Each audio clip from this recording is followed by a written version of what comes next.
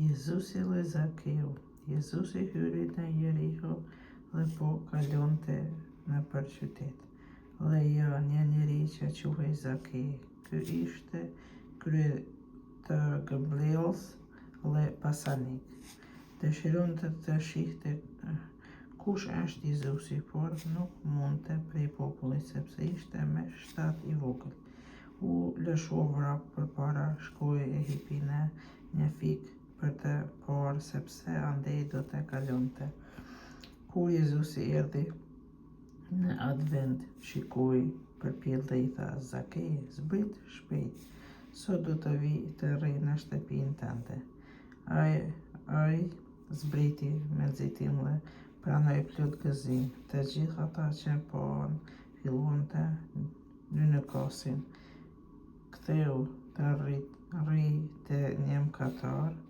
Zakeu u ngrit në këmbë dhe i tha zotërisë: Çfarë zotëri, gjysmën e pasurisë, po ua jap skamnorëve.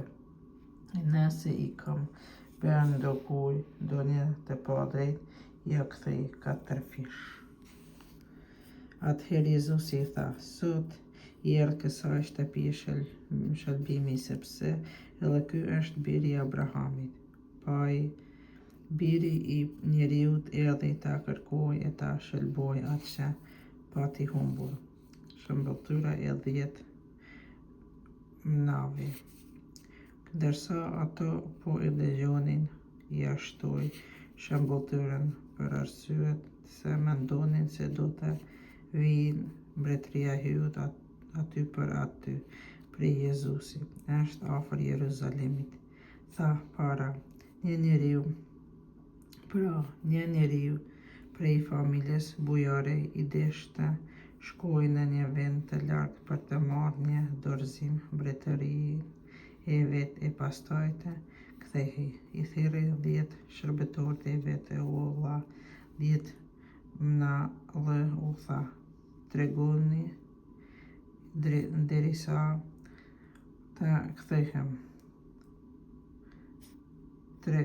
derisa të kthehem. Por bashkëqytetarët e tij e urrënin dhe dërguan pas tij përfaqësues për të thënë: Nuk duam që ky të mbretërojë mbi ne. Kur ai u kthye pasi e mori në dorëzim mbretërinë, u urdhëroi t'ia sjellin shërbëtorë, të cilët u kishte lënë të holla për të parë se kishin fituar. Doli i pari dhe i tha: Zotëri, mnaja jote dha 10 mna. Ai i përgjigji: Të lumt shërbëtori mirë, pasi që je besnik në një send kaq të vogël, sundo mbi 10 qytete. Erdhi edhe i dyti e tha: Zotëri, mnaja jote dha edhe 5 mna. Sundo, i tha edhe këtij, edhe ti mbi 5 qytete. Atëherë erdhi në tjetrin e i tha: Zotëri, që mnaja jote e ruajt atë mbështjell në rizë. U friksova prej teje sepse je njeri i rrept. Merr çka nuk depozitove, kur çka nuk mbolle. Ai u përgjigj: Të dënoj shi prej fjalëve të tua, shërbëtor i keq. E dite se jam njeri i rrept, që marr çka do të depozitova, kur çka nuk mbolla. Pse nuk e depozitove paranë time në bankë, që kur të kthehem të merrja bashkë me kamat. Atëherë u tha të pranishmëve: Merrjani mnan e jepni atij që ka 10. Ata i thanë: Zotëri, ai ka 10 mina. Unë po ju them se atij që ka do t'i jepet edhe më shumë, e atij që nuk do të merret edhe ajo pakicë që ka. Ndërkaq armiqtë e mi, ata që nuk më deshtën për mbetet, sillni këtu dhe vritni para syve të mi. Jezusi hyn kremtorisht në Jeruzalem. Si I tha këto vazhdoi rrugën përpara duke ngjitur në Jeruzalem. Kur ju afrua Betfagës dhe Betanis, përngjatë malit që quhej Ullinjve I dërgoi 2 nxënës dhe u tha: shkoni në fshat që është kundrull, sa të hyni në të do të gjeni një gomar të lidhur në shtëpinë të cilit ende askush nuk hypi. Zgjidheni ma bini, nëse ndokush ju pyet pse po e zgjidhni, thoni kështu po I duhet zotërisë. Të dërguarit shkuan dhe gjetën ashtu si u kishte thënë, ndërsa aty po zgjidhnin gomarin të Zotit e gomarit u thanë: pse po e zgjidhni gomarin? Ata u përgjigjen: po I duhet zotërisë. Dhe e sollën te Jezusi dhe pasi I vuan petkat e veta mbi gomari I ndihmuan të hypte edhe Jezusit. Dhe ndërsa ai ecte kështu përpara njerëzve, shtonin ullës petkat e veta. Ishte tashmë afër te poshtë të malit të Ullinjve, kur që tërë ajo mori, njerëzit filluan plot gëzim e mërzi të lartë.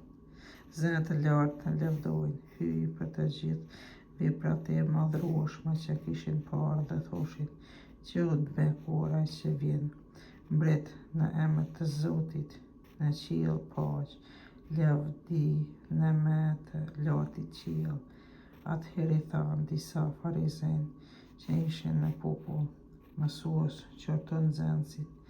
Etu ai u përgjigj: unë po ju them, nëse këta do të heshtin, kurt do të klithnin.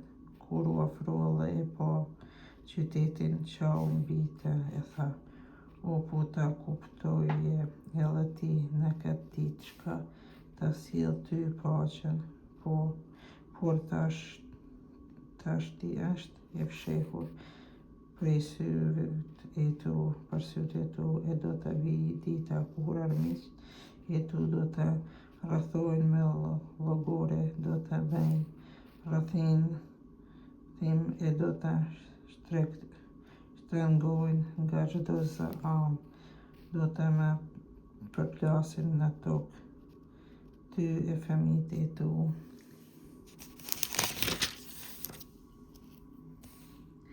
Në ty dhe s'do të lanë në ty as gur mbi gur, sepse nuk e merr për send kohën kur hyj erdhi të ndihmoj.